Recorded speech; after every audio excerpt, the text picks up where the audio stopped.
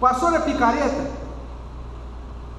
Não está direcionando o povo a temer e a tremer diante do Senhor? A instrução dele não é segundo a verdade? É parcial na aplicação da lei?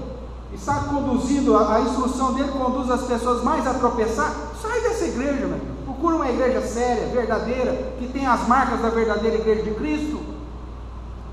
Ah, pastor, mas ele me ameaçou.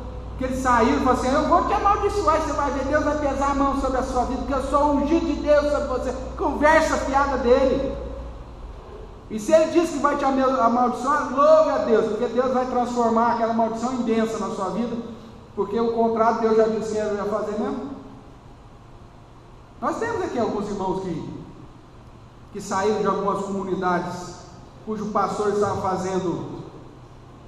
agindo de maneira ilícita na perspectiva bíblica, e que foram ameaçados. Não temos? Sim? Meu amigo, cuidado. Ele só vai aumentar a quantidade de excremento que Deus vai jogar na cara dele.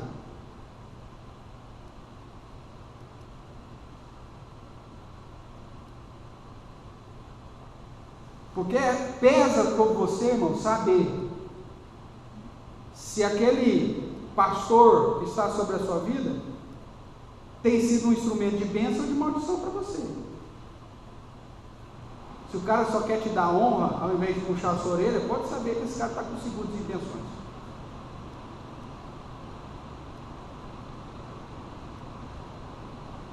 Se o cara está de olho só no tamanho do seu dízimo, ao invés da prática de vida, você pode tomar cuidado.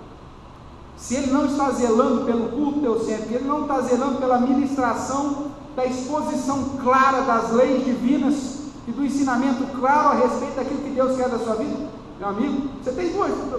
Faz o seguinte, para não falar que você é rebelde. Primeira coisa, chega nele, fala: meu amigo pastor, eu quero falar uma coisa para o senhor. O senhor terceirizou o culto, deixou na mão dos menininhos lá, dos adolescentes, aquele negócio, aquele louvor virou, olha, daqui uns dias o safadão vai ficar envergonhado, porque nós estamos fazendo aqui mais festa que os caras no show deles. Pastor, o senhor terceirizou os elementos do culto, a gente só tem um louvorzão, só tem oportunidades que o senhor dá para todo mundo, até para picareta o senhor está dando oportunidade, e a mensagem do Evangelho, o senhor lê um versículo, fecha a Bíblia e nunca mais nem volta para ele.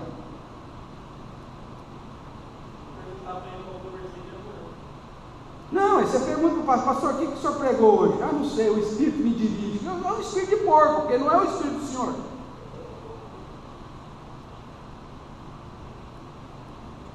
O culto a Deus é um culto racional, um culto reverente, um culto com temor, com tremor.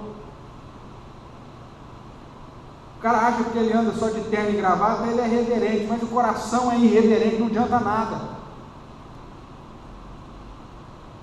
Chega para ele e fala: pastor, o senhor tem que mudar esse negócio. Se ele se arrepiar, então você tem certeza que você tem que ir embora, porque senão a maldição vai resvalar na sua vida. Desde que Deus disse: eu tenho amaldiçoado as vossas bênçãos.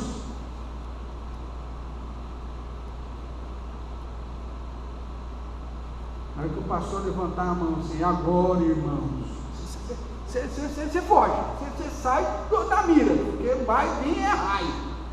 Agora, irmãos, você já, meu Deus do céu, o Senhor me cobre, pelo amor de Deus. Porque tem bênção de pastor que se transformou em maldição, porque o cara se vendeu o culto, vendeu a instrução para se manter no culto, para se manter na igreja, para continuar agradando a homens e não ao Senhor. Ao invés de ser bênção, é instrumento de maldição. Abra sua Bíblia para a gente finalizar, que nosso tempo já estourou, mas espero que algum pastor assista esse vídeo meu aqui depois, na esperança de se mudar de vida, se ouvirdes, meu irmão, se ouvirdes. Agora, se você vê na figura do seu pastor um homem crente, um homem que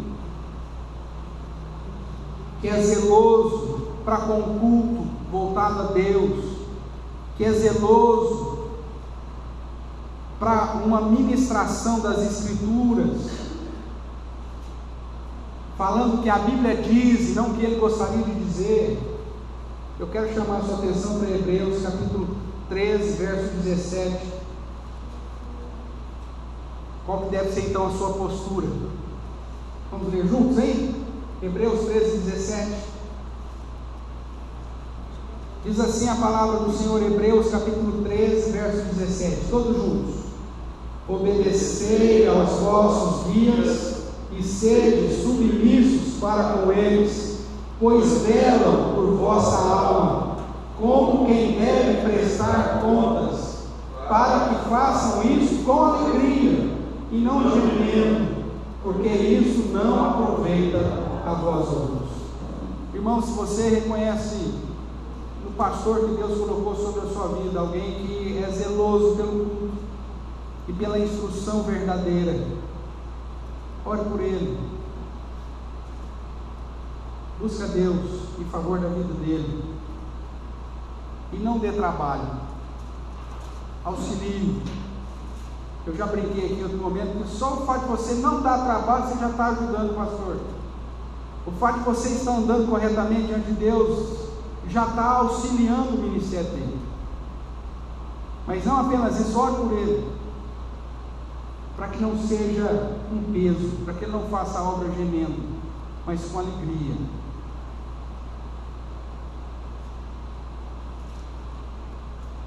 E nós vamos chegar em dias, irmãos, que será difícil para a igreja encontrar pastores fiéis, porque, como eu disse, característica dos fins dos tempos é justamente o contrário, são falsos mestres.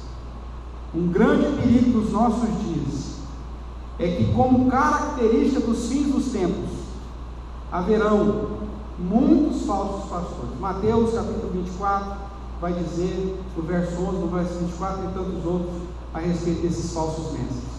Sem falar da operação do erro sobre aqueles que não amam a verdade, que estaria em vigência nos últimos dias, como diz Paulo na segunda carta aos Tessalonicenses, capítulo 2, 7 a 12. Depois você lê lá esses dois textos, Mateus 24, verso 11 e 24, 2 Tessalonicenses 2, 7 a 12, para você ver o quão difícil vai ser nos últimos dias, e que você deve ser pastoreado por alguém que ame as Escrituras, que ame o Senhor das Escrituras, que zele pelo culto teocêntrico e te ensina a verdadeira instrução. A bênção ou prosperidade terrena, na visão de muitos pastores, é bênção, né? Sim? Para eles, a teologia da prosperidade, ser próspero aqui é bênção.